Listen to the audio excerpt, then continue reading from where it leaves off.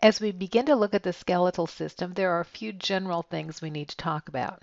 Bones can be classified according to their shape. Long bones are longer than they are wide. These are the bones that are found in the limbs. Short bones are cube-shaped. We find these in the wrist, the ankles, and the patella of the knee. Flat bones are flat and slightly curved.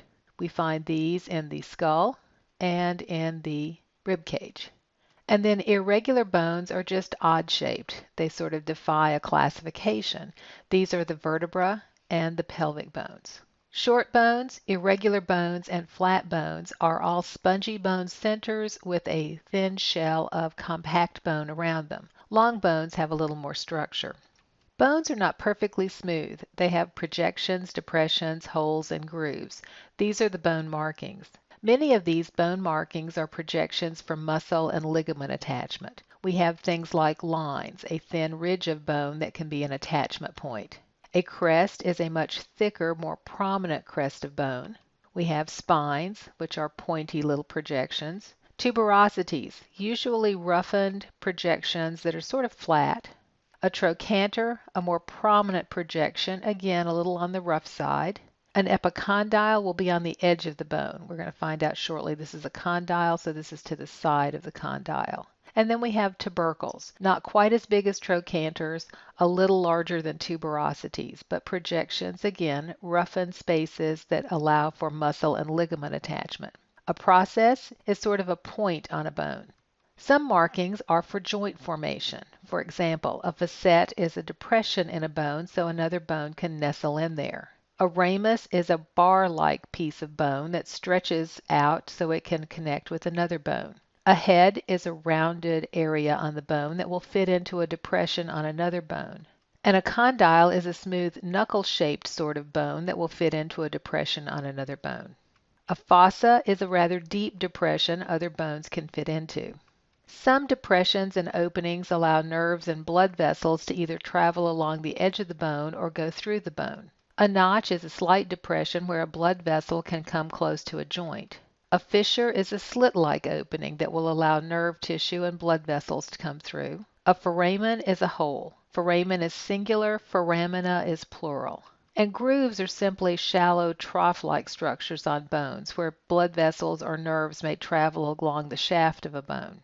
Some bone markings have special purpose. For example, a meatus is an opening to a canal-like structure. In this case, the canal would go through bone. And sinuses are air-filled spaces in bones. Here, sinuses allow for lightening the facial bones as well as for sound resonance when you speak. Bones are organs. They're made of several kinds of connective tissue, osseous tissue, dense irregular connective tissue. There's nervous tissue in them, and because there are blood vessels in them, there's a little muscle tissue as well. Long bones are slightly more complicated in their structure than the other bone types. Long bones have a diaphysis, which is the shaft-like structure of the bone. It's made of compact bone and it's hollow. It has a medullary cavity. In young children, this is filled with red marrow. In adults, it tends to be yellow marrow. The ends of the bones are the epiphyses. Epiphysis is the singular. This is made of spongy bone. There is articular cartilage on the end of it, so as the two articulating bones connect, there's a little padding between them. And there is an epiphyseal line that separates the epiphysis from the diaphysis. There are membranes associated with the bone as well. The periosteum is the membrane that covers the outside of the bone. The endosteum covers all of the internal bone structures. Here we see a long bone. The diaphysis is the shaft, and the diaphysis is made of compact bone and has the hollow space, the medullary cavity. In adults, this is filled with yellow marrow. Each end of the bone is an epiphysis. The proximal epiphysis will be closest to the point of origin, the distal epiphysis furthest from the point of origin. Each epiphysis is covered with articular cartilage. The epiphyseal plate separates the epiphysis from the diaphysis. In young growing children, this is cartilage so that the bone can get longer, but once bone growth is complete, this completely ossifies. The epiphyses are formed of spongy bone covered by compact bone. So if we look at this little chunk here, we have the spongy bone with lots of open space. This is usually filled with red marrow. And here is the compact bone. And the compact bone is arranged in these osteons. This is a cross-section through compact bone showing that osteon organization. So this is one osteon. This osteonic or central canal, also sometimes called a Haversian canal, is where the blood vessels and the nerves are. And out here, trapped in the matrix of the bone, are the osteocytes.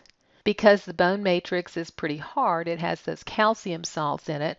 For nutrients to get to the osteocytes, there are tiny little canals that go to each osteocyte. These are called the canaliculi. So these cells get their nutrition from the blood vessels here, and it travels to them in these canaliculi.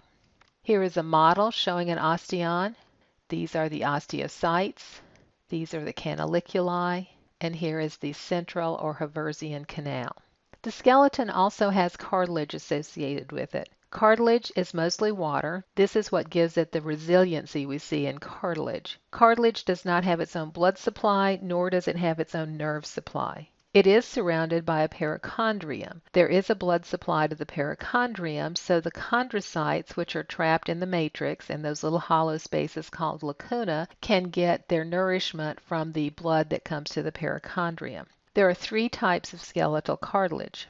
Hyaline cartilage is made of fine collagen fibers.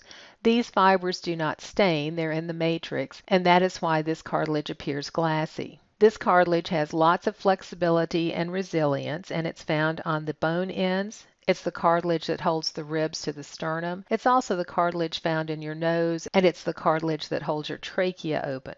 Elastic cartilage has a dense grouping of elastic fibers. This makes this a stretchy, more flexible cartilage. This is the kind of cartilage you have in your ear. It's also in the epiglottis of the larynx. And fibrocartilage have thick collagen fibers. This kind of cartilage is able to withstand pressure. We find this cartilage in the vertebral discs and in the menisci, the special cartilage of the knee. So here you see the locations of the various cartilage. Notice that hyaline cartilage is the most abundant on all the ends of the bones. This is the articular cartilage. Here holding the ribs to the sternum, the cartilage in the nose. Elastic cartilage is just found here in the ear and in your throat. And then the fibrocartilage, all between the vertebra. We also have fibrocartilage that holds the two pubic bones together. And here are the menisci in the knee, those cartilage pads in the knee.